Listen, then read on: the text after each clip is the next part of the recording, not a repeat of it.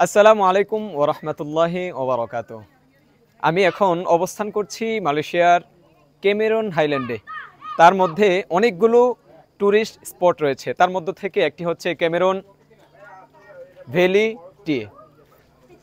এই ক্যামেরন হাইল্যান্ডের মধ্যে ৩টা চা বাগান রয়েছে। তার মধ্যে থেকে সবচাইতে বড় যে চা বাগানটি রয়েছে তার মধ্যে এখন বর্তমানে অবস্থান করছে। আলহামদুলিল্লাহ, এখানের প্রাকৃতিক দৃশ্য সুবহানাল্লাহ অনেক বেশি সুন্দর, অনেক বেশি সুন্দর।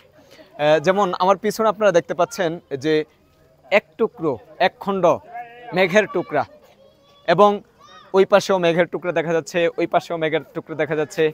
সবচাইতে বড় বিষয় যেটা দেখা যাচ্ছে সেটা হচ্ছে আমার ইয়াহিয়া তাকি ভাইকে।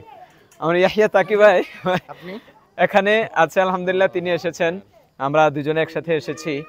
তো তাকি ভাই, এখানে এসে আপনার কাছে কেমন লাগছে?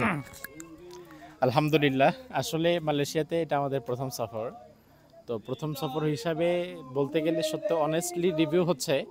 তো মালয়েশিয়ার এই সফরটা এতটা বেশি চমৎকার, বিশেষ করে আমরা এর মধ্যে অনেকগুলো জায়গা ঘুরেছি।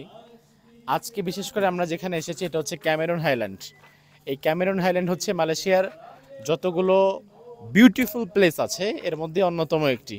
আমাদের প্রবাসী ভাইয়েরা তারা আমাদের কে এই পর্যন্ত নিয়ে এসেছে, আমরা এসেছি।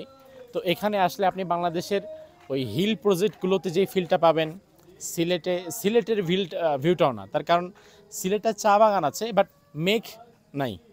আবার আপনি যদি সাজেকে যান, সেখানে হয়তো চা বাগান পাবেন না, মেঘ পাবেন।